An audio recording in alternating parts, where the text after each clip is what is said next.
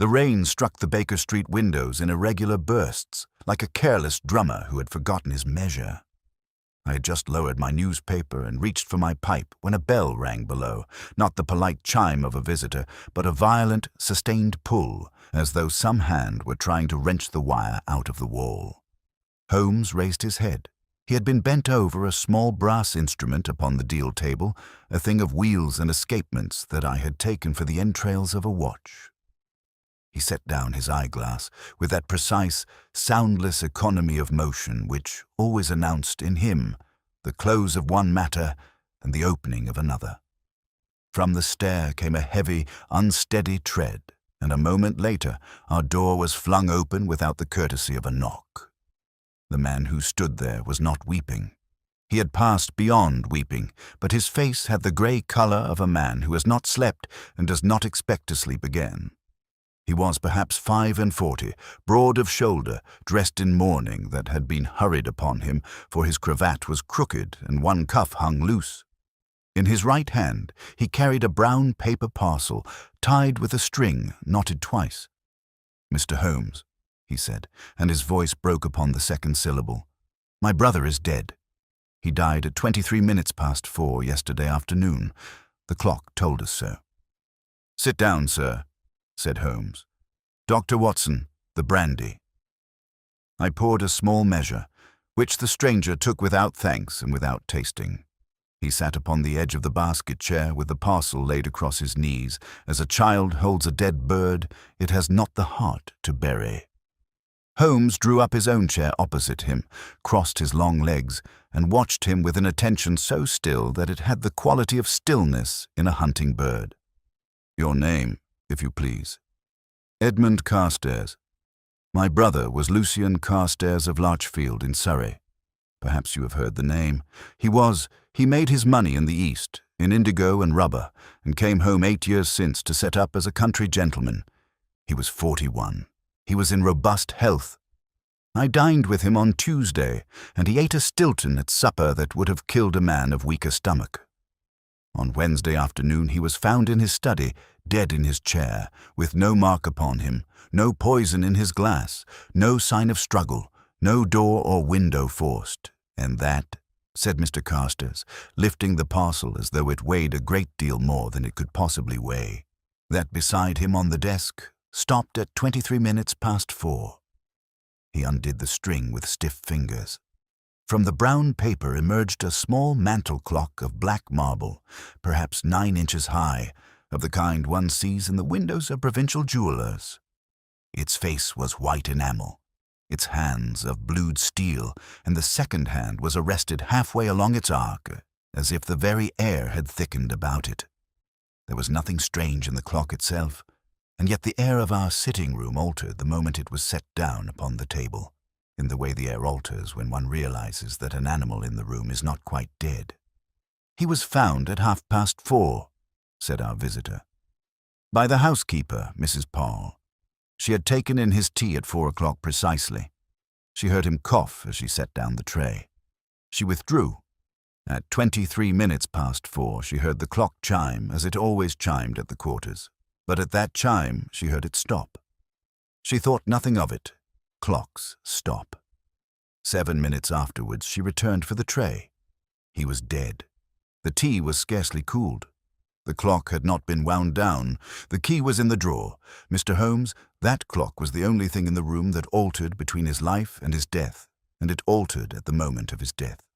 I beg of you to come." Holmes had taken the clock between his hands and turned it slowly, with the gentleness one uses upon an injured creature. He bent his ear to it. He held it to the lamp. He laid it upon his palm and let his thumb pass once across the enamel face. Then he set it down again, exactly where it had stood. "You have a brother," said he. "A younger brother." Mr. Carstairs lifted his head. "Lucien was the elder. I am Edmund. There is no other. Forgive me. The mourning band upon your hat is new, but the pin securing it is older by some years, and is engraved with the letters EC and a third initial below them, partly worn, a child's pin. You wore it for a sister, perhaps, or a younger brother long ago. I beg your pardon for the intrusion. One must speak from what one sees. Mr. Carstairs' lip trembled. For my sister Alice. 26 years ago. You see a great deal, sir. I see what is before me. Now, your brother had enemies? None that I know.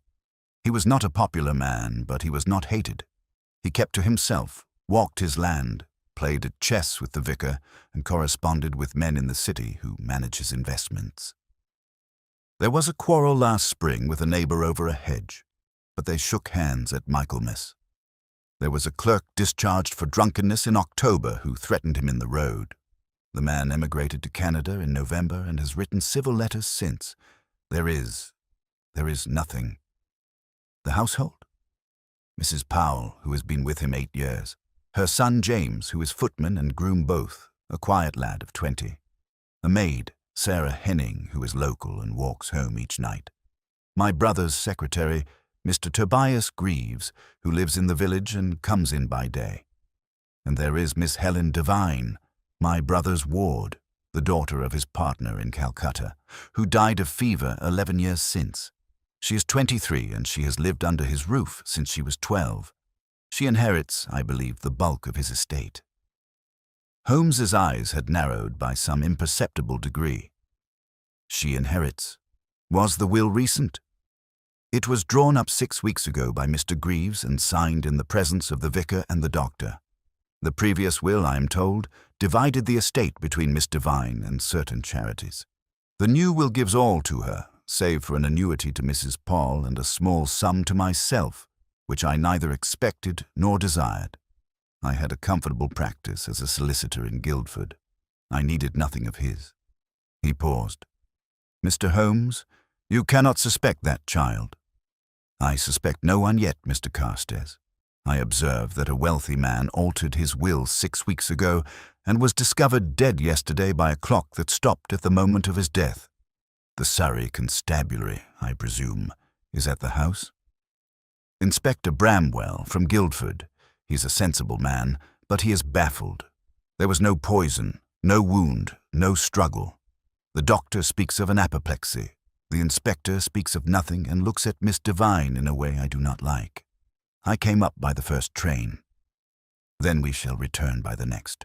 Watson, the Bradshaw. There is a 2:15 from Waterloo, if I am not mistaken. Mr. Carstairs, you will travel with us. Bring the clock.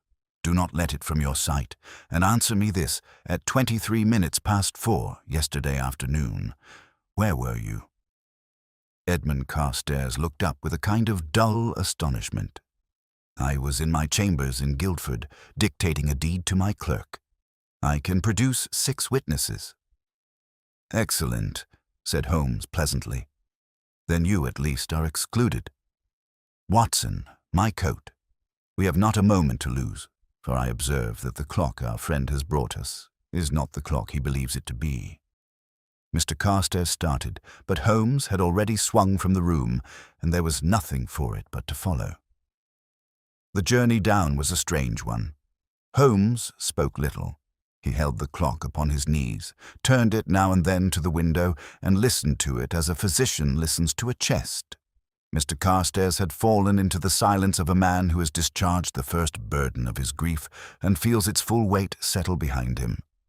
I watched the wet country slide past, the brown stubbled fields, the bare hedges, the smoke of cottage chimneys flattened by the wind, and thought of how often I had taken this very seat opposite Holmes, and how rarely I could foresee what was to come of it. Once only Holmes spoke, in a low voice that did not disturb the other man's reverie. You remarked, Watson, that the chime he described was singular. A chime cut short. Hold to that. It is the first sound in our case, and it will, I fancy, be the last. I nodded, though I scarcely understood him. The carriage rattled across a small iron bridge. Rain whipped against the glass. The clock upon his knee gave very softly a single tick, and then a second, with the smallest hesitation between them, as a man hesitates before lying. Holmes's eyes lifted to mine and held there a moment, but he did not speak again. The country fled past, and the gas lamps of the small wayside stations smeared yellow across the wet panes, and I had the uncomfortable fancy that we were being carried, the three of us, not so much towards a place as towards an hour. We were met at the little station of Larchfield by a fly, and conveyed in 3/4 of an hour to a long, low house of mellow brick standing at the end of an avenue of limes. There was a constable at the gate, who saluted, and at the door a stout man in a brown overcoat who came down the step with his hand outstretched. "Mr. Holmes, sir, Bramwell, Surrey constabulary. I've heard of your work. I confess I should be glad of your eye in this. I never saw such a thing in all my service." "You are very kind, Inspector. The study, if you please.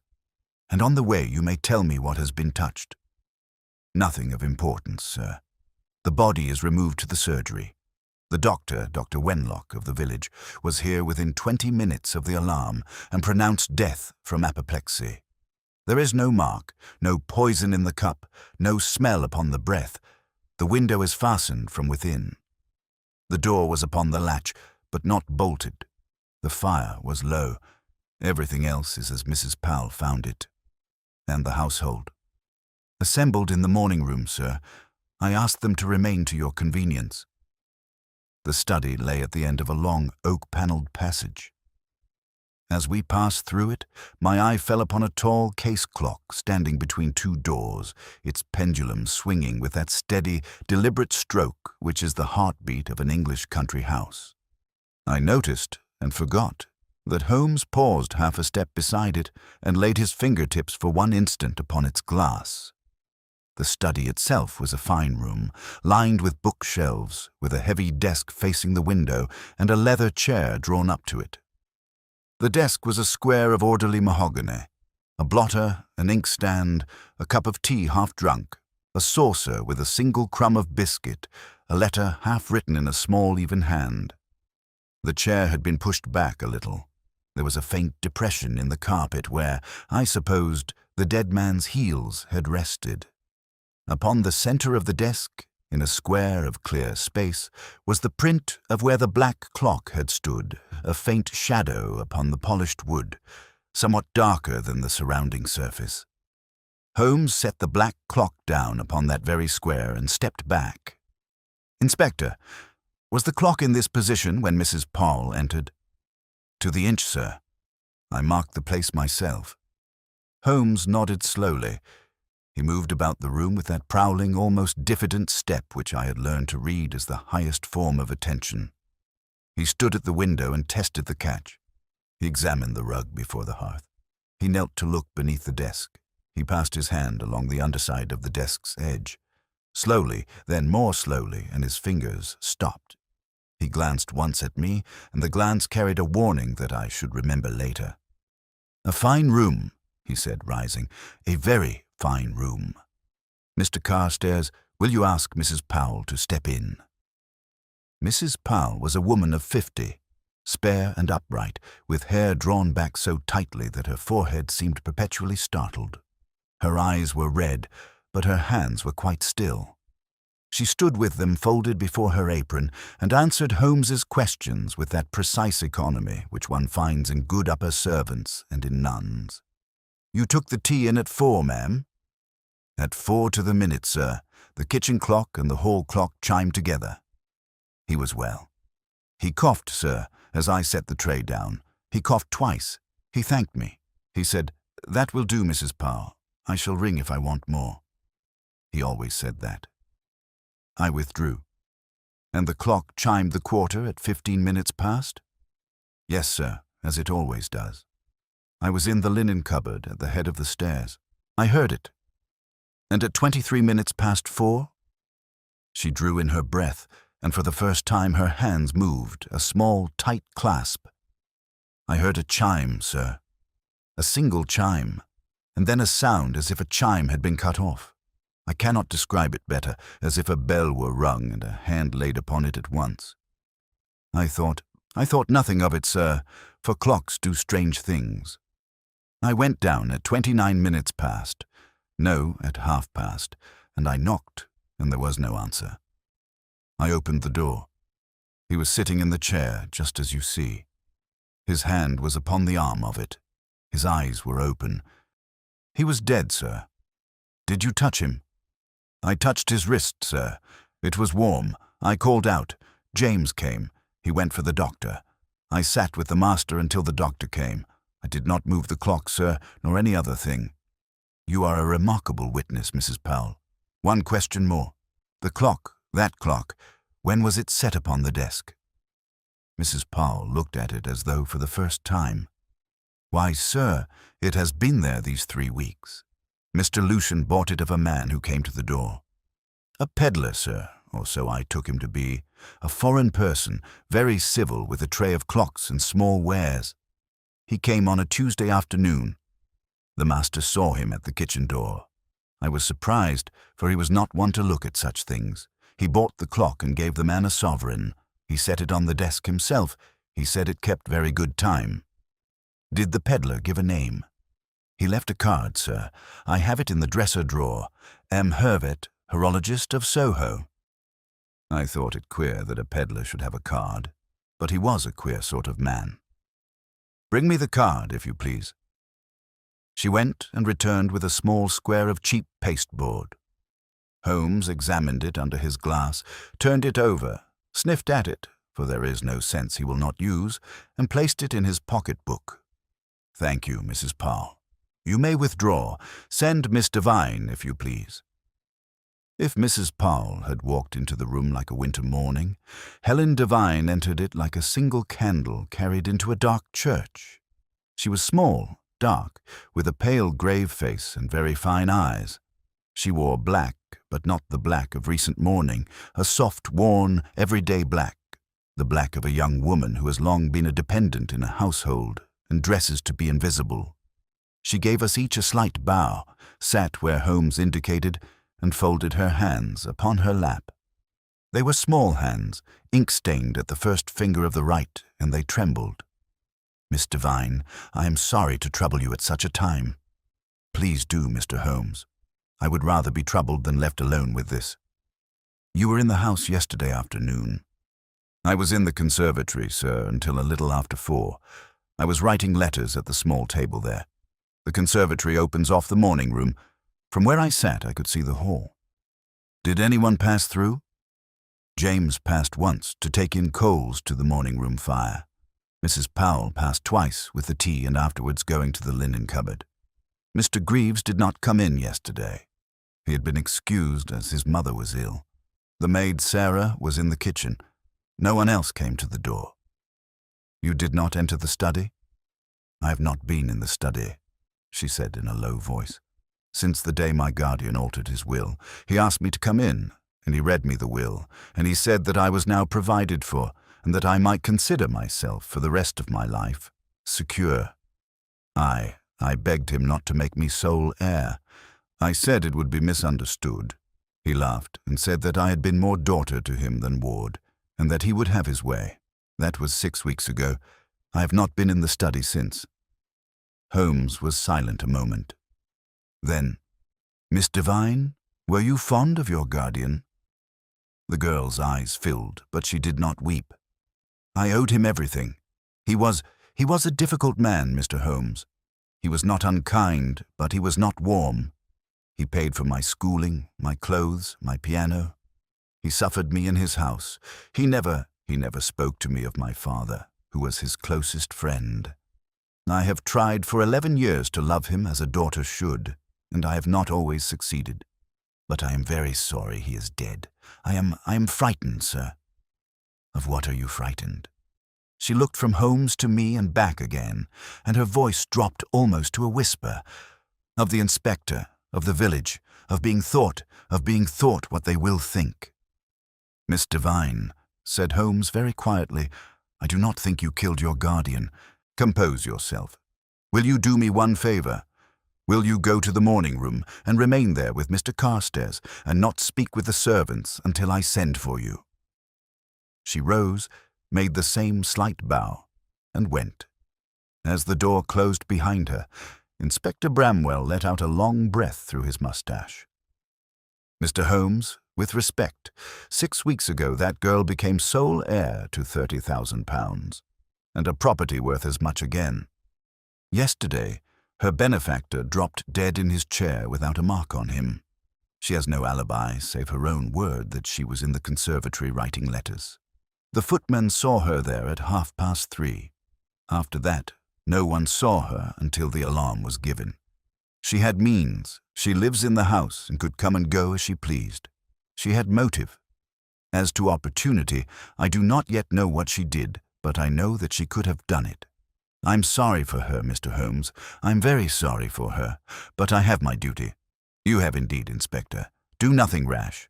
I should like to see the footman, James Paul, and afterwards Mr. Greaves, and I should like a word with the village doctor before the day is out. Watson, would you be so good as to remain here a moment? I have a small matter to attend to in the garden.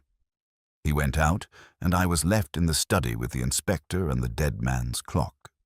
I confess that I looked at it more than once with a kind of repugnance, as though it had been an accomplice.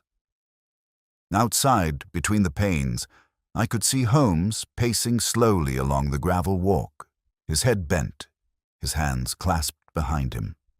Once he stopped to examine a flower bed, once to peer into the boot scraper at the side door. He was gone perhaps 12 minutes. When he returned, his eyes had the brightness which meant either that he had found something or that he had decided to look for it in another quarter, and I, who had known him many years, could no longer always tell which. James Paul was a thin, sandy-haired young fellow who stood twisting his cap and answered in monosyllables. He had taken in the coals at 3:20. He had seen Miss Devine in the conservatory and bid her good day. He had been in the harness room from 4 o'clock onwards, polishing a bit. He had heard the alarm from the house and run in. He had carried the master upstairs with the doctor when the doctor said it might be done. He had loved the master after his fashion. He had no quarrel with anyone. His mother had been good to him. That was all he knew. "One question, James," said Holmes, just as the lad turned to go. "When you bore the master up the stair, did his head fall back or forward?" James stopped, and a slow, uneasy colour rose into his cheeks. "Forward, sir. The doctor said to mind his head, and I did mind it, but it fell forward against my arm, and there was a thing, a small thing, fell out of his collar onto the carpet of the landing." "What thing?" "A bit of white, sir. I thought it a crumb. I picked it up and put it in my waistcoat pocket and forgot it. I have it still, sir, I think." He fumbled in the small inner pocket of his green waistcoat and produced a tiny ball of cotton wool, no larger than a pea, somewhat compressed and stained at one side by what might have been a touch of moisture. Holmes took it with the air of a man receiving a sacrament. He examined it under his glass. "You have done well, James. Better than you know. Say nothing of this to anyone, not even to your mother. Go." When the lad had gone, Holmes laid the ball of cotton upon his open palm and turned it slowly with the tip of his finger. "The outer plug, Watson, worked loose by the jolting of the body upon the stair. The inner plugs, deeper set, did not fall. There were 3 pieces, then, in each ear. 2 we have found between us, and 1 yet remains in the man's head. That is a very curious thing to do to a man one is about to murder by gas. Or perhaps," he added, almost to himself, "a very necessary thing." Mr. Tobias Greaves was another matter. He was a tall, stooped man of perhaps 35, with a long, pale face, hair so fair as to be almost colourless, and pale lashes that gave his eyes a curiously naked look. He wore a black coat that was a little too large for him, and he had the manner of a man who has been preparing his answers throughout a long, sleepless night. "Mr. Greaves," said Holmes, "you were not in the house yesterday." "My mother was very ill, sir. I sent word at noon. I was at her bedside in the village from 1 o'clock until the alarm came. Dr. Wenlock attended her at 3 and again at 6. I have not been within these grounds since Tuesday. You drew up Mr. Carstairs' new will 6 weeks ago." "At his instruction, sir." "Were you surprised by its terms?" Mr. Greaves wetted his lips. "It is not my office to be surprised by my employer's wishes." "That is a careful answer. Was Miss Devine aware that she was to be sole heir before he told her?" "She was not, sir. He gave me very particular instructions that she was not to know. He said that a young woman who knew herself an heiress was already half spoiled. Did anyone else in the household know? Mrs. Powell signed her annuity. She knew of her own portion, not of Miss Devine's. And yourself, Mr. Greaves, did you benefit? A flicker, scarcely visible, ran across the long, pale face. I am left £50, sir. I'd hoped, perhaps, but no, £50. My employer was not extravagant in such matters. Indeed not. Tell me, Mr. Greaves, are you familiar with clocks? Mr. Greaves looked startled. Clocks, sir? Aye, no more than another man. I wind my watch. You have never had to do with horology? Never, sir. Thank you. That will be all for the present. When he had gone, Inspector Bramwell turned to Holmes with a face of bafflement. Clocks, Mr. Holmes? The doctor speaks of apoplexy. What have clocks to do with it? Everything, perhaps. Or nothing. Watson, the surgery, if you please. I should like to look at our dead man. The surgery was a small lean-to behind the village dispensary, and the dead man lay upon a deal table, covered to the chin by a sheet. Dr. Wenlock, a stout, kindly fellow who knew me at once for a medical man, drew the sheet back to the shoulders. Lucien Carstairs had been a heavy, florid man in life. In death, he had the appearance of a heavy, florid man asleep, save for a faint discoloration about the lips and a very slight blueness of the nail beds. There was no contusion upon the face, no smell of cyanide upon the mouth, no needle mark in any of the visible flesh. I examined the eyelids, the lips, the inside of the cheeks. I lifted one heavy hand and turned the palm to the light. It was Holmes, however, who bent to the ears. He bent first to one, then to the other, with his glass, and his nostrils thinned. "Doctor," said he, "have you a probe?" Dr. Wenlock produced one. Holmes inserted it into the right ear with the delicacy of a watchmaker. He withdrew it. He held it to the lamp. Upon the tip clung a single fibre, small, soft, dark, no longer than the eyelash of a child. "Cotton wool," said Holmes. "Doctor, with your permission." He took the probe to the other ear, and after a moment produced a second fibre, twin to the first.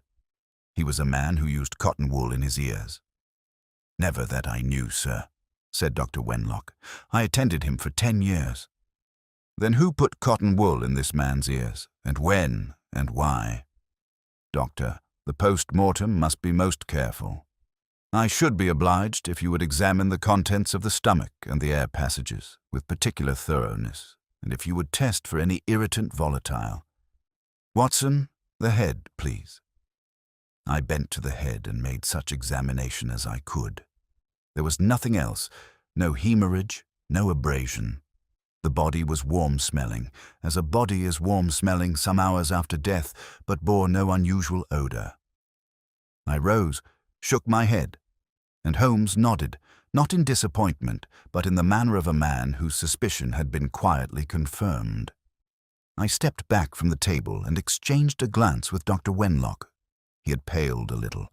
He had attended Carstairs 10 years and had signed the certificate without a tremor, and I could see in his face the slow, sick realization that he had been within an inch of allowing murder to pass for an act of God.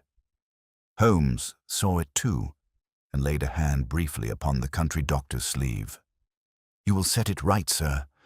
The post-mortem will set it right, and you will have done the village a greater service today than in many a long year of practice. I shall ask Dr. Watson to assist you in the further examination, with your permission. 2 heads in such a matter are better than one, and his are practised hands." Dr. Wenlock nodded, much moved. I drew off my coat at once. The work that followed, of which I shall not weary the listener with the particulars, occupied us above an hour. We found, in the deeper passages of the throat and the bronchi, a faint reddening, a sort of bloom upon the membranes, such as I have seen in a man overcome by chlorine in a colliery, but fainter and more specific in its distribution. There was no inflammation of the stomach. There was no needle mark. The pupils were equal and somewhat contracted. The right auricle of the heart was distended. The left was empty. It was, in short, the picture of a sudden inhalational death by a cardiotoxic vapor, and a picture which, in the absence of suspicion, no country doctor on earth would have read for what it was. We washed our hands. We covered the body. We walked back through the village in a thin, cold rain. Inspector Bramwell, who had attended us in the surgery, broke the silence at last. "Cotton wool in his ears, Mr. Holmes. What does it mean?" "It means, Inspector, that for some part of yesterday afternoon, Mr. Lucien Carstairs did not wish to hear, or was not permitted to hear, something. The question is what, and the further question is who removed the wool, for I observed that there was none in the study, none in his pockets, none in his desk. He plugged his own ears, or another plugged them for him before he died, and either he himself or another removed the bulk of the wool after he died, leaving only those fibers which had worked too deeply to be reached without a probe. That is the first puzzle. The second is the will. The third is the clock. They are not three puzzles, Inspector. They are one puzzle, and we have not yet found the key." At the lodge gate, he stopped and looked at his watch. "It is now 2:20. I should like a telegram sent at once to my brother Mycroft in London, and a second to a man named Halloran of Clerkenwell at this address." He scribbled upon a leaf of his pocket-book and tore it out. "Inspector, would you see them dispatched? And Watson, will you walk back to the house with me?" When the inspector had set off down the lane, Holmes drew me aside beneath the dripping limes and spoke in a low, quick voice that I had not heard from him at any other point in the day. "Watson, I must speak plainly, and what I tell you, you will keep to yourself until I give you leave. I've lied a little to the inspector. There was something in the study which I have not shown him. Beneath the edge of the desk on the inner side, there are 4 small scratches in the polish, fresh, hardly a week old, deeper than a fingernail would make. They are spaced as the legs of a small object are spaced. Something has been clamped to the underside of that desk and removed. The object that was clamped was about the size of a pocket watch, and it had 4 little brass feet. A device of some sort. A device of some sort, and there is more. The clock upon the desk, that black marble clock, is 2 clocks. The works inside it are not the works that should be there. They are the works of a different and smaller mechanism, and they have been set into the case roughly, with new screws. I felt the burrs upon the heads. The pendulum is a sham, attached to nothing. That clock did not measure time, Watson. It did something else, and it was bought from a stranger 3 weeks ago and set upon the desk by Carstairs himself, who thought he had bought a bargain. Good God, Holmes, then we are not looking for a man who came to the house yesterday. We are looking for a man who arranged 3 weeks ago that yesterday should happen. And we have very little time, Watson, for if I am right, the same man has arranged that something else should happen at a particular hour of a particular day, and that day may be very near. The will, the heiress, the village which is already turning against her, these are not coincidences. They are the second hand of a clock that is still ticking. You think Miss Devine? I think Miss Devine will be arrested before tomorrow's noon, and if she is arrested, she will hang. The inspector is a fair man, but the coroner's jury is not the inspector, and the case against her, on the face of it, is overwhelming. We have until tomorrow noon, Watson, perhaps less, to lay the true author of this thing by the heels. If we fail, an innocent woman dies, and the man who killed Lucien Carstairs walks away with the better half of his work undone, for I will lay you any wager you choose that her death is the second movement of this composition, and that he will profit by it. Now come, we have a peddler to find, and we shall not find him in Soho." The day was already darkening as we returned to the house. There was no time that afternoon for much beyond a careful second examination of the study, with the door bolted and the inspector dispatched to the telegraph office. Holmes drew the curtains. He lit both lamps. He set me at the door with instructions to admit no one, not even Mrs. Powell with hot water. Then he turned to the desk as a surgeon turns to a patient laid out upon the table, and for some minutes neither of us spoke at all. He began with the 4 scratches beneath the desk. He took from his pocket a small ivory rule and measured the distance between them, 3 inches in one direction, 2 1/4 in the other. He noted these upon the back of an envelope. He examined the wood about the scratches with his glass and drew my attention to a faint discoloration, a small bloom upon the polish, no larger than a 6pence, of the sort left by the spilling of a volatile fluid which has since evaporated. There was the second device, Watson, mounted beneath the desk, charged with the same agent, and set, I conjecture, to discharge upon some small interior trigger of its own, perhaps the closing of a drawer, perhaps the pressure of a knee. It was removed within the hour after the death. The polish has not been wiped, only allowed to dry. Whoever removed it had access to this room between the discovery of the body and our arrival, and worked swiftly and in silence. Mark it. We shall return to it. He spent 20 minutes thereafter with the black clock, dismantling it upon the desk with a set of small steel tools he had produced from his pocket as a magician produces silk.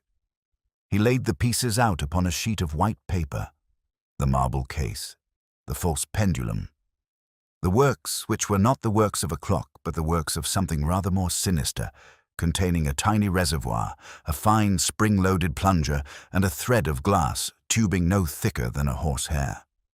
There was in the reservoir the merest film of a brown residue. Holmes touched it with the tip of his little finger, sniffed, and did not taste. Watson, what does that suggest to you? Some volatile drug, vaporized at the moment of the chime. At the moment of the chime, precisely. The chime is the trigger is the spring. The spring releases a measured dose of something into the air, very close to the dead man's face. Observe the position of the clock, within 18 inches of where his head must have been as he wrote. The vapor, whatever it was very swift and very fine. He inhaled, he coughed once, perhaps twice, and he died as if of an apoplexy. The reservoir is now nearly empty. The mechanism was set to discharge once at a particular hour, and then to stop. A clock that measured death, Watson. It struck the quarter, and at that quarter our friend's life was struck out. But the cotton wool in his ears? That is the question of questions, and we shall come to it. For now I want you to remember this. Whoever built this thing is a man of fine hands, of horological skill, and of cool calculation. He is not a household servant. He is not a country clerk. He is not Helen Devine. He came to the door 3 weeks ago as a peddler. He has been waiting for yesterday afternoon. He is waiting now for something else. I slept ill that night in a small bedroom above the kitchen which Mrs. Powell had prepared for us. I had laid out my coat for the morning and was at the point of climbing into bed when the house gave a long sigh, as old houses do, and somewhere far below me a clock struck the half-hour. It was the tall case clock in the passage. I counted the strokes, and they sounded very loud, very deliberate, and very alone. A little after that I heard, through the thin floor, the sound of Holmes still pacing.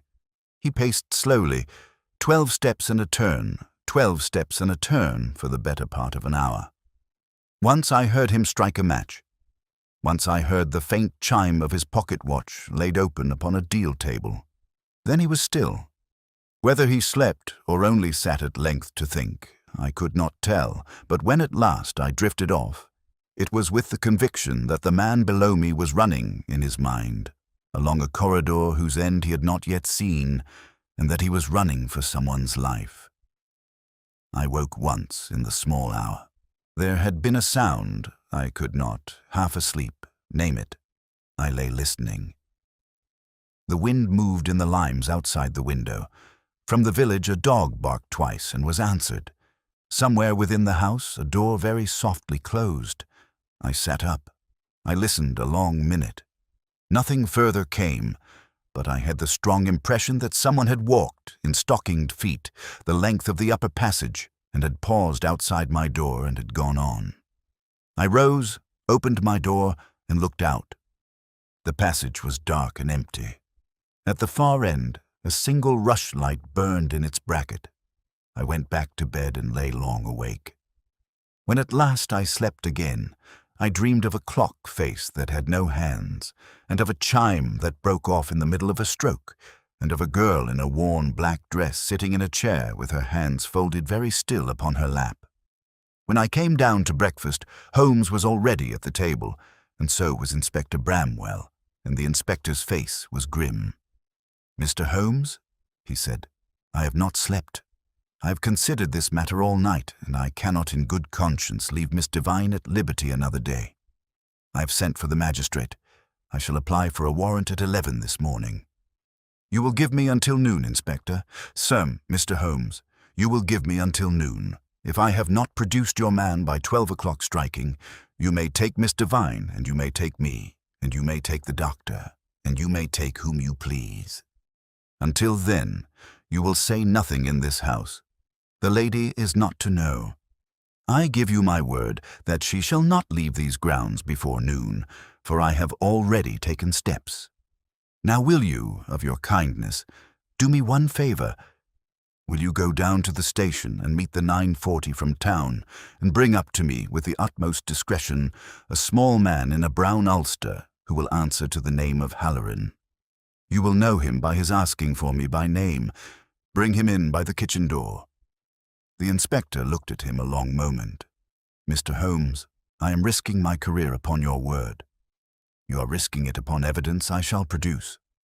Go." When he had gone, Holmes turned to me, and I saw that he had not slept either. His eyes were brilliant and very steady. He drank his coffee in one quick draught and rose. "Watson, we have a piece of work to do, you and I, and it is the most delicate piece of work I have asked of you in some years.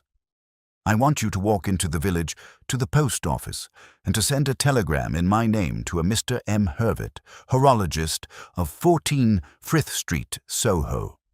The telegram shall read, 'Device of 15th Alter has failed of full effect. Urgent you call Larchfield today before noon. Discretion essential. Signed L. Carstairs.' You will sign it, Lucien Carstairs. You will dispatch it. You will then walk back, slowly. You will not return to this house. You will go instead to the lodge gate, where you will find James, and you will say to James in a voice that any passing person might overhear, that Inspector Bramwell has been called away, and that no warrant will be sworn today. You will then go to the inn, take a glass of something, and remain there until I send for you. Do you follow me?" "I follow." "Do not look surprised at anything you see when you return. Be guided by me. Now go." I went. The village lay grey under a low cloud, smelling of wet stone and coal smoke. The post office was a tiny place in the front room of a cottage. An elderly woman in a black bonnet took my form, read it without a flicker, and counted out the sixpence. I came out into the lane and walked back slowly, as instructed, conscious all the while of the cold weight of what we were attempting. If Holmes was wrong, if no man came, if no man rose to the bait, then by noon Helen Devine would be in custody, and our last chance gone. At the lodge gate I spoke as I had been told to James, who received the news with the impassive face of a country servant and went off whistling between his teeth. I noticed that he whistled tunelessly, and that he did not look at me as he passed. I went to the inn. I sat in the snug. I drank a glass of ale I did not taste, and I watched the clock above the bar tick from 10:30 to 11:15, from 11:15 to 11, from 11 to 15:15. The minute hand moved as though it were dragging a weight behind it. I thought of Helen Devine in the morning room, of Edmund Carstairs with his haggard face, of the black clock upon the study desk, and of the 4 small scratches beneath it which I had now seen for myself. Twice in that long hour the door of the snug opened, and twice I started. But each time it was only a labourer come in for a glass and a word. The landlord polished a pewter pot beside the bar. The fire dropped low and was made up. A black retriever asleep beneath the settle stretched and groaned. Outside, The village street ran wet and empty between its shuttered shop fronts. 11:15 came. The minute hand seemed to lean against its own movement, as if reluctant. I thought of the 4 scratches beneath the desk.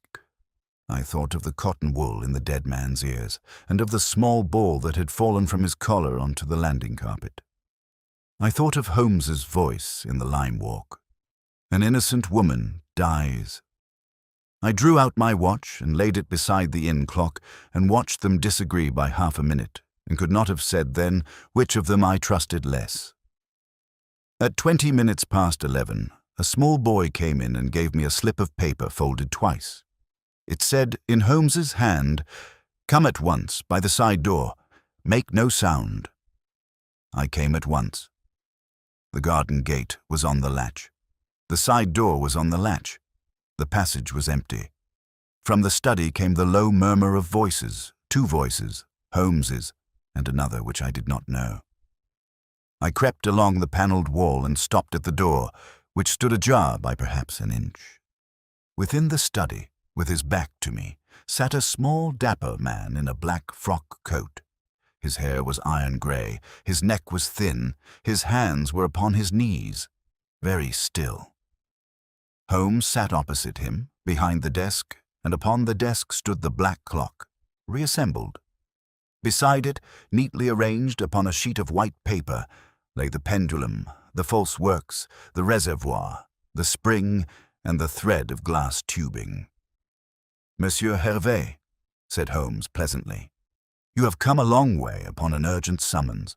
I'm sorry to have brought you out in such weather. Will you take a cigar?" "Where is Mr. Carstairs?" said the small man. His voice was low, careful, with a faint French inflection, but more careful than French. "Mr. Carstairs is, alas, deceased. I represent the estate. There is a small matter of payment outstanding upon a device sold to him 3 weeks ago. I find the bill in his papers. I find the device upon his desk. I observe that it has been used. I should be glad, sir, to settle the account." I do not understand." "You do not understand? Then perhaps I shall make myself clearer. This clock, Monsieur Hervé, is not a clock. It is an apparatus for the discharge of a fine vapour, triggered by the striking of a chime and tuned to a particular hour.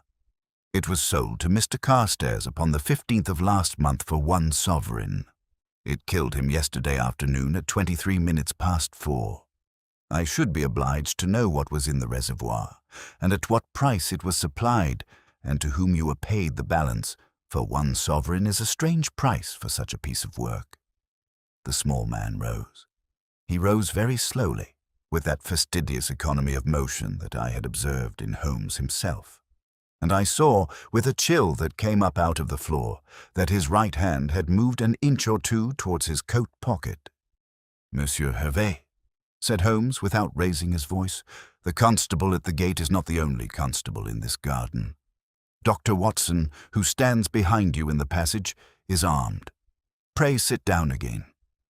I stepped into the room, my hand in my coat pocket about the butt of my old service revolver, which Holmes had not in fact asked me to bring, but which I had thought wise to bring nonetheless.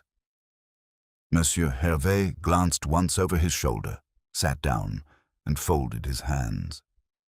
His face had not changed. "I built the apparatus," he said quietly, "as a curiosity, sir. I'm a maker of automata.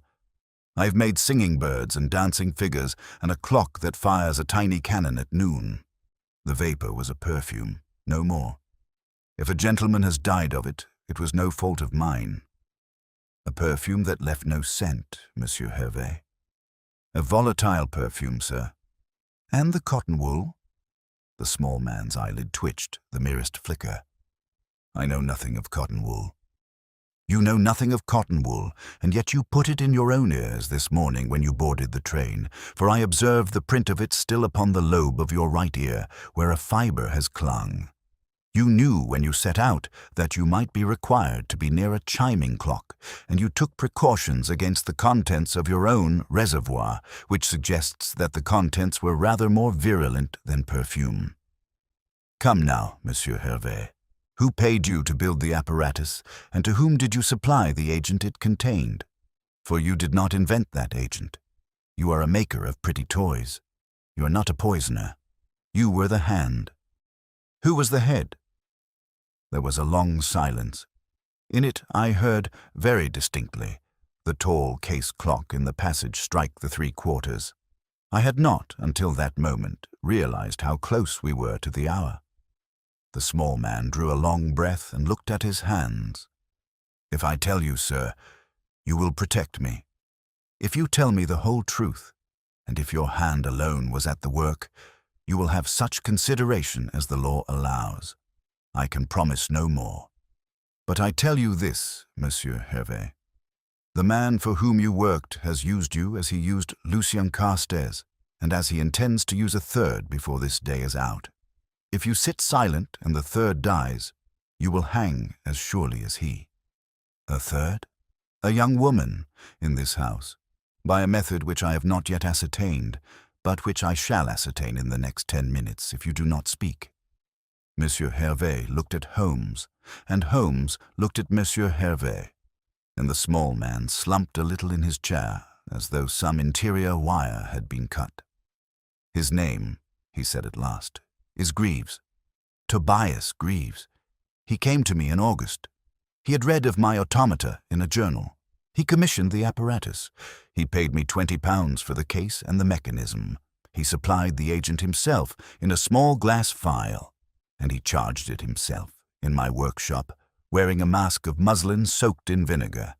He told me it was a sleeping draught for a patient who would not take medicine. I did not believe him, but £20 is £20, and a man's curiosity is his own.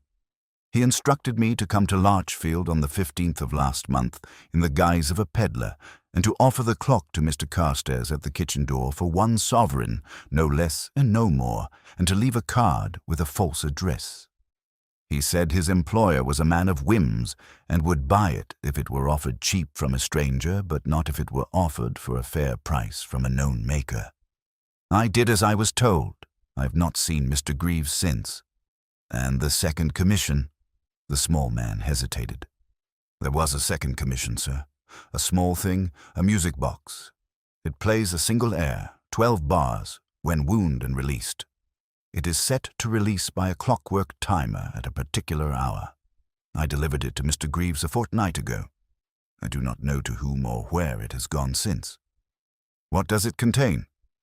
It contains, sir, in a sealed cavity beneath the cylinder, a quantity of the same agent. And the agent itself? A distillate, sir, of the seed of a plant of the East Indies. I do not know its name. Mr. Greaves had it of a man at the docks. It acts upon the heart. It is most effective in a small enclosed space. One does not survive the inhalation of half a grain. It leaves no trace in the blood after 3 hours. Holmes was on his feet. Where in this house is the music box? I do not know, sir. I delivered it to Mr. Greaves in London. He took it from me at the Charing Cross Hotel and went away with it in a brown paper parcel. Watson, Miss Devine? Where is Miss Devine? It was Inspector Bramwell, white-faced, who answered from the doorway, where he had stood for I do not know how long. She's in her bedroom, sir. She has been there since breakfast. She received a parcel this morning by the hand of a boy from the village, a small parcel. She took it upstairs. What hour? 8 o'clock, sir. Time. What is the time? I had my watch out. 5 minutes to 12. 5 minutes, God in heaven, the air passages, Watson. Run, man. I have lived a long life, and I have run upon many errands, but I have never run as I ran then. Up the broad oak stair, 3 steps at a stride, along the upper passage, a panelled tunnel that seemed twice its length, to a white door at the end which Holmes flung open without a knock. The room was a girl's room, small, neat, white-curtained, with a fire low in the grate and a vase of late roses upon the dressing-table. Helen Devine stood by the window, her back to us, a small inlaid music box held in her 2 hands. She had wound it, I think, only a moment before, for as we burst in the cylinder began to turn, and the first thin, sweet notes of an old air, rose into the room. "Stop!" cried Holmes. "Throw it from the window. For the love of God, throw it from the window." She turned, startled. The music box was open in her hands, the lid lifted, her face perhaps 8 inches from it. The cylinder turned. 1 bar, 2 bars, 3. I do not know which of us reached her first. Holmes had her wrist, I had the box. The box was in the air. The window was flung wide by Holmes's free hand, and the little jeweled thing turned twice in the cold, wet air and fell into the laurel bushes below, where it played out the remainder of its 12 bars to nothing but the dripping leaves. Helen Devine stood very still in Holmes's grasp. She had grown white to the lips. What was it? "It was death, Miss Devine," said Holmes gently. "It was death dressed in a tune.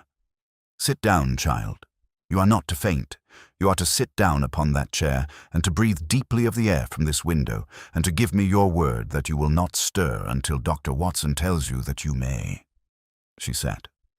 I knelt beside her, took her pulse, and was satisfied that she had inhaled, at most, the merest breath of whatever vapor the music box had begun to discharge, for the cavity, Hervey had said, was sealed until the cylinder reached its 6th bar, and we had stopped it at 3. I told her so. She gave a small choked sound, which was half a laugh and half a sob, and laid her head against the back of the chair. Holmes was already at the door. "Inspector, where is Greaves?" "In the village, sir, with his mother." "With his mother, or so he says." "Watson, with me." "Inspector, send a man by the Guildford Road and another to the down platform at Larchfield Station. I think we shall find our friend at the station. I think he came in this morning to be near the event, and to step away with the noon train when he heard the news.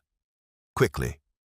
We took the dog-cart from the stable, and James drove us, and James, I think, drove faster than he had ever driven before, for he had grasped, with the swift intuition of a country boy, that there was a hunt afoot. The station of Larchfield lay a mile from the house. As we came over the brow of the hill, we heard the whistle of the down train and saw its plume of smoke above the cutting, and at the station gate I saw, leaning against the railings as if he were no more than a man waiting for a friend, the tall, stooped figure of Tobias Greaves. He saw us. He understood at once. He turned and ran for the platform. The train was just sliding in along the rails. Holmes was out of the cart before it had stopped, and after him. I followed, my heart hammering against my ribs. The inspector's man, who had ridden up by the lower lane, came in at the other end of the platform with a constable behind him. Mr. Greaves stopped halfway along the platform. He looked at Holmes. He looked at the constable. He looked once at the train. His long, pale face had not changed. "Mr. Holmes," he said in his careful, flat voice, "I observe that you have been clever. Mr. Greaves, you are charged with the murder of Lucien Carstairs and with the attempted murder of Helen Devine. I should advise you to say nothing further." He inclined his head. "I shall say one thing further, sir. I shall say that I loved her. I shall say that I loved her for 7 years, and that for 7 years she did not see me. I shall say that when he made her his heir, he made her unreachable to a man of my station, for she became a fortune, and I could not woo a fortune without being thought a fortune-hunter. He stood between us in life. She could not have married me while he lived, for he despised me. I removed him. The will would not, of course, be questioned, for he was dead of an apoplexy. She would be wealthy, alone, and grateful. I should have approached her in a month's time as a friend, a comforter, a man of business. She would have turned to me.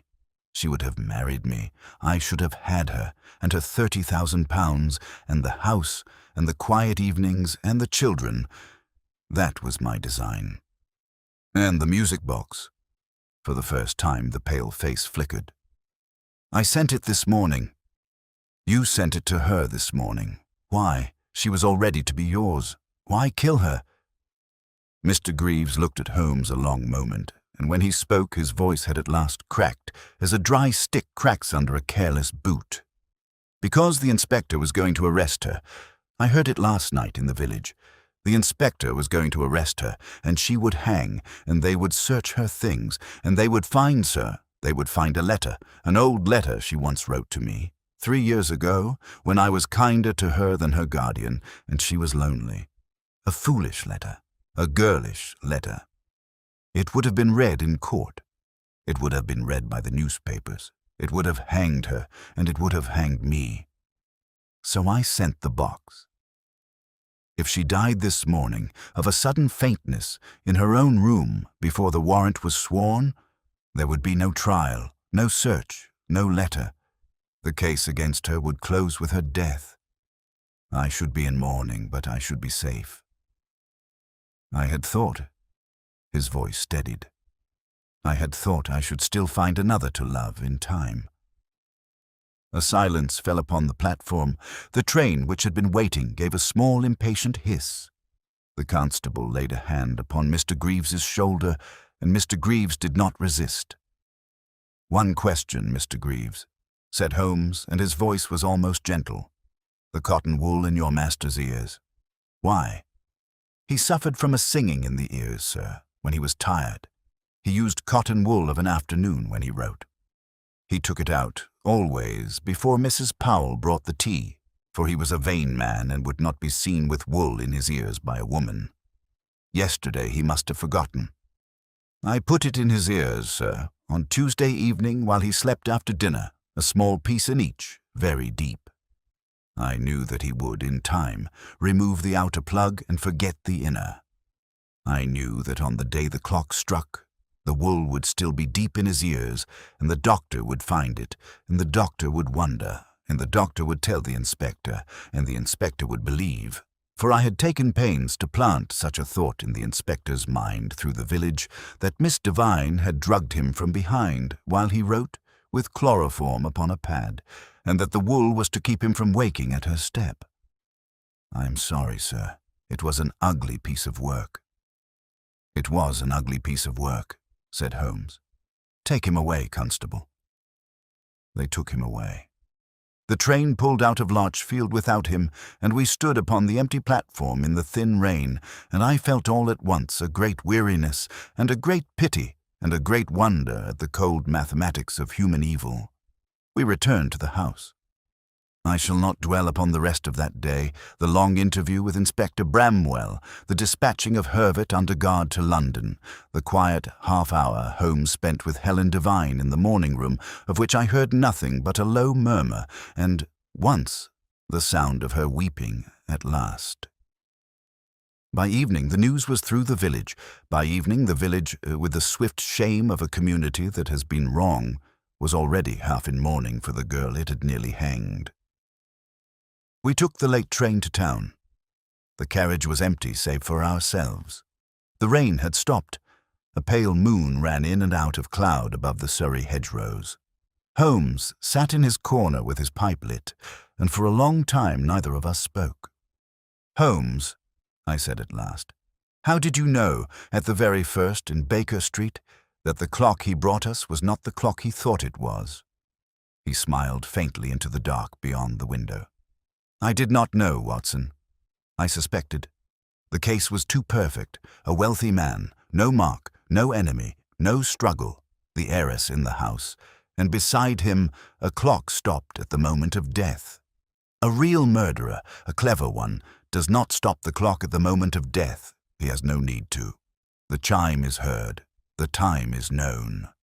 Yet there the clock stood, halted like a witness with its finger out and pointing. I have learned, Watson, to distrust witnesses who point. They are usually pointing away from themselves. The clock was meant to be looked at, and so I looked at the clock, and looking at it, I felt that it was a little too eager to be looked at, and a little too cheaply come by, and a little too lately arrived in a house that had its own clock in every passage. From there, it was only a matter of patience. And Miss Devine had ink upon her right forefinger and a worn black dress and a habit of sitting with her hands very still. A woman who poisons her guardian for £30,000. Watson does not sit with her hands very still on the day after, when she's alone in a room with strangers. She rings them, she trembles. She is, above all, a woman who has not slept, and Miss Devine had slept a little, the way the innocent sleep badly, but in snatches. The murderess does not sleep at all. He paused. Besides which, the new will was drawn by Greaves. A man who drafts a will in favor of a young woman of whom he is privately enamored does not draft it to her exclusive benefit unless he is preparing the ground. The will was the bouquet, Watson. He laid it at her feet before he killed her guardian, that she might step into wealth and into his arms in one motion. He did not foresee that the inspector would arrest her, that an old letter would surface, or that he would be obliged to kill her by Friday in order to keep her safe, which, when you consider it, is a kind of summary of the man's whole soul. He loved her. He killed her guardian for her. He prepared to kill her for himself. There is, Watson, no thinner partition in the human heart than the one between possession and murder. He turned from the window and tapped his pipe out against the heel of his boot. As for the clock that measured death, it was a piece of pretty work, was it not? The chime, the spring, the breath of poison, the hand arrested at the moment of the deed. I shall not, I think, forget the sound of that single broken chime as Mrs. Powell heard it from the linen cupboard. She thought a clock had been silenced by a hand. She was not wrong, Watson. She was not wrong at all. We measure our lives, you and I, by clocks. It would be well to remember, now and again, that there are clocks which measure something else. He drew on his pipe and was silent. Outside the window the moon ran free of cloud at last, and the dark fields of Surrey flew by, and somewhere ahead of us, in the great smoky bowl of London, our rooms in Baker Street waited, and the fire would be lit, and the bell would, in time, ring again. The end. Holmes's hand shot out, seizing Fairfax by the collar. Enough. Who instructed you to record the voices? Whose design was this? The Reverend's breath came shallow. The same voice that calls now, he said faintly. It only ever needs one listener to live again. Holmes released him, his expression unreadable.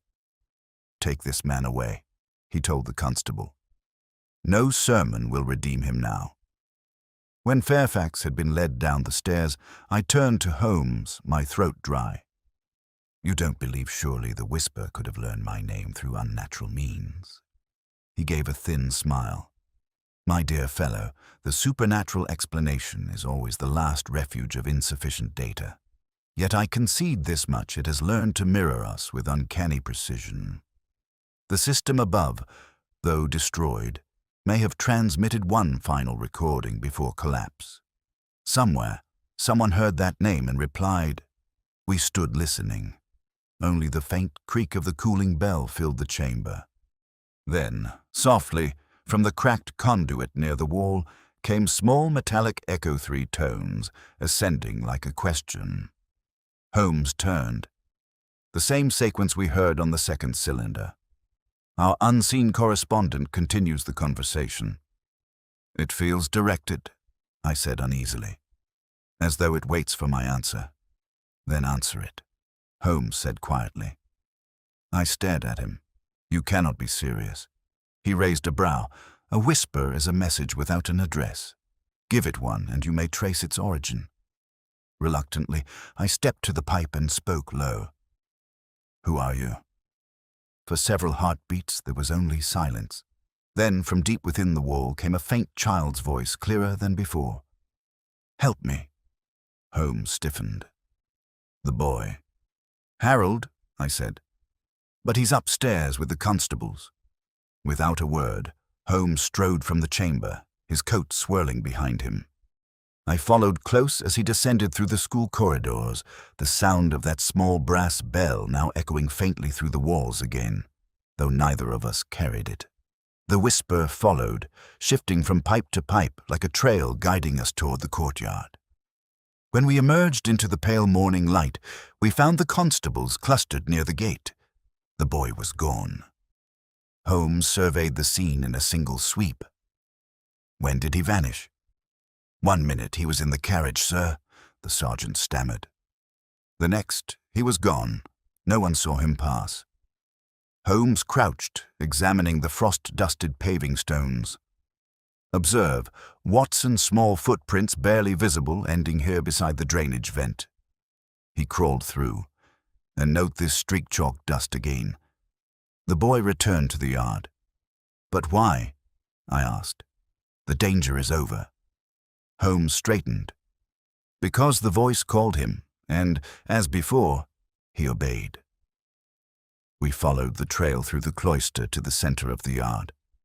The broken rope of the bell tower hung above us like a dead vine. Holmes paused, then looked upward. There, he said, at the parapet.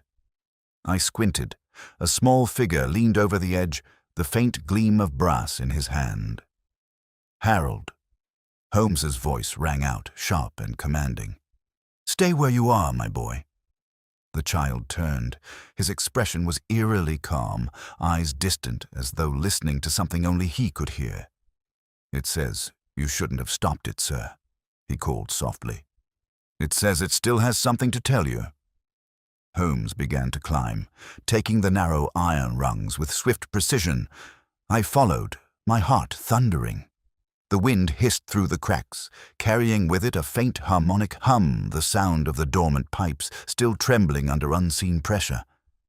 At the top, Harold stood beside the cracked bell, holding the fragment of brass horn we had thought destroyed. He looked at Holmes, almost apologetically. It said I had to finish the message. What message? Holmes asked gently, moving closer. The one for him, the boy said, nodding toward me. It says Dr. Watson must listen once, just once, and then it will stop. Holmes extended his hand. Give me the horn, Harold. You have done enough. The boy hesitated. It says it won't hurt. Holmes's voice dropped to a whisper. And how does it know that? The question hung between them. The child blinked, uncertain, then slowly lowered the horn. Holmes reached out, and in that instant, a burst of sound exploded from the bell, sharp and violent. The boy cried out, stumbling backward.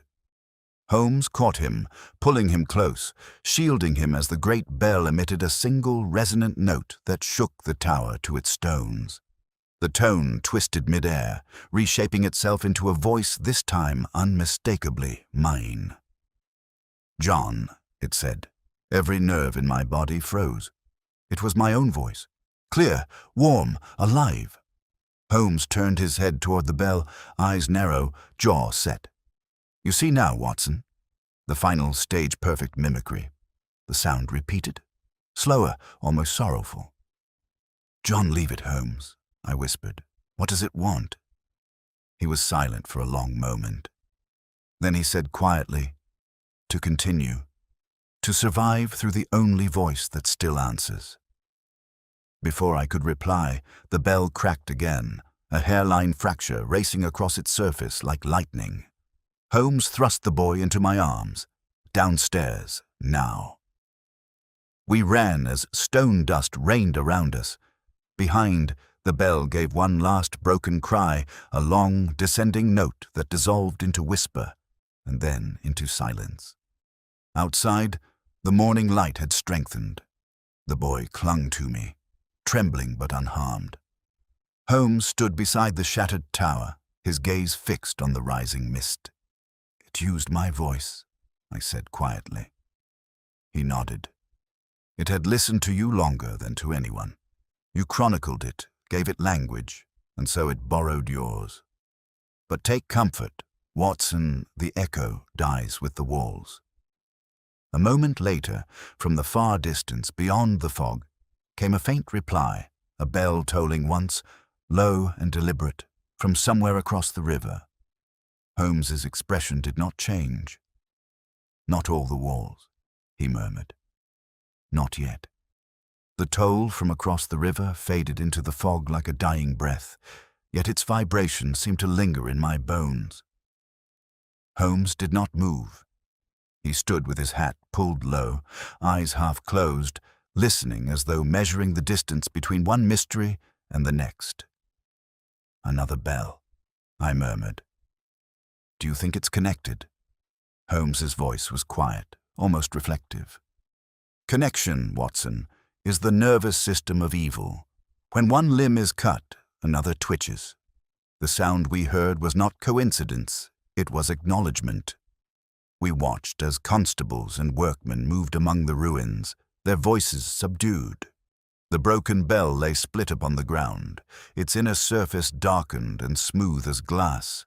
Harold clung to my hand, pale but calm, his small bell silent now, as if finally at rest. Holmes turned to him. "You have done a great thing, my boy. You have given silence its meaning again." The child looked uncertain. "Was it bad, sir?" The whisper. Holmes paused, his expression softening. "Not bad, Harold. Merely misused. Sound itself is innocent. It is the listener who gives it purpose." He placed a hand on the boy's shoulder. "You will return to your aunt in Hampstead. She will receive a letter from me before you arrive. Speak to no one of what you heard here." The boy nodded and was led away. The echo of his departing footsteps mingled with the low mutter of the river and was gone. Holmes watched until he disappeared from sight.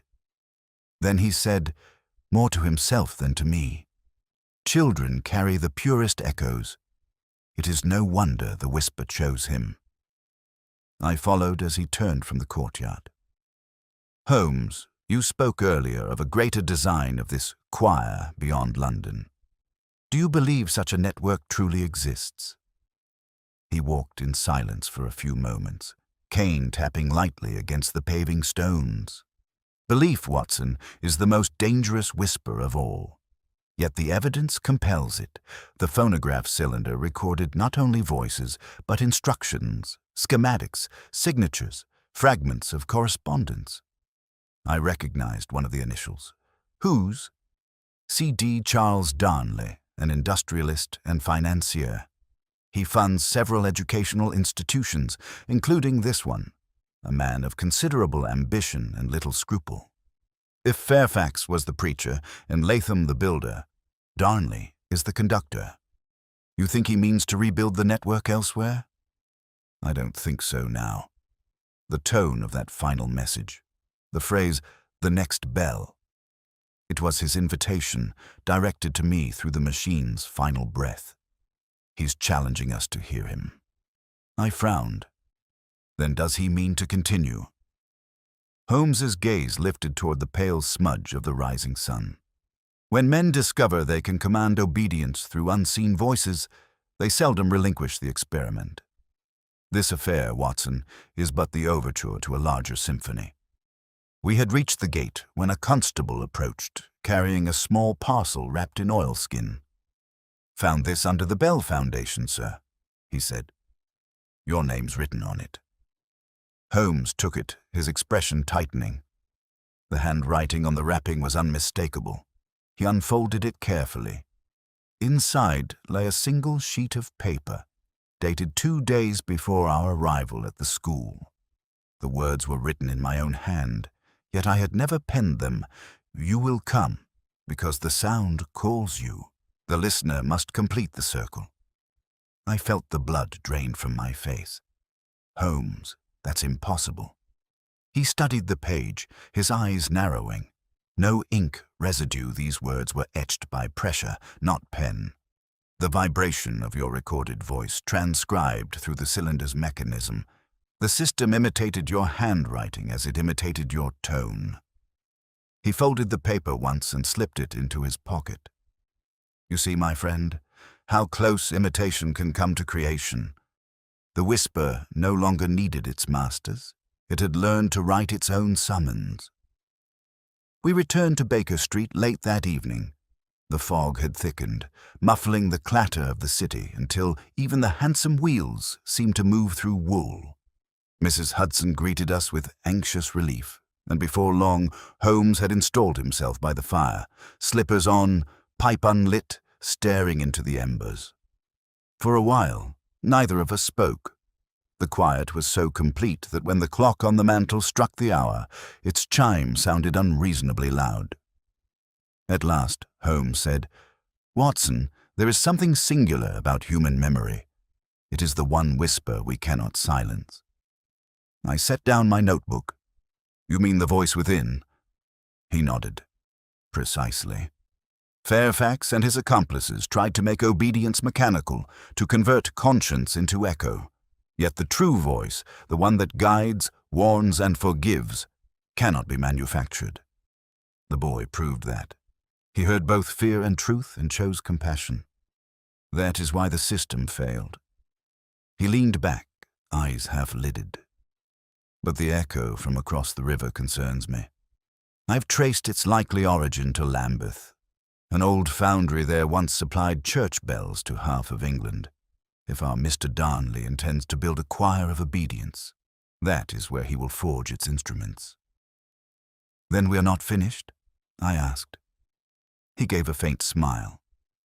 My dear Watson, when is one ever finished with echoes? I wrote until the fire burned low, trying to capture his words as faithfully as I could, though the pen trembled in my hand. The small brass bell from Harold's satchel lay upon the table beside me. It had not sounded since that morning, and yet, as I wrote the final line, it gave a single, delicate chime as if acknowledging its own release. Holmes glanced toward it, then at me. There is your answer, Watson. The last listener has spoken. We sat in silence, listening not to the city beyond, but to the absence of sound itself, the pure, unbroken quiet that follows understanding. And somewhere, far across the fog-veiled river, a hammer struck iron 3 times, the rhythm unmistakable. Holmes's pipe remained unlit as he whispered. The choir began its rehearsal. The sound faded, leaving only the steady tick of the clock and the faint pulse of the fire, a whisper softer than breath, waiting, as all whispers do, for someone to listen.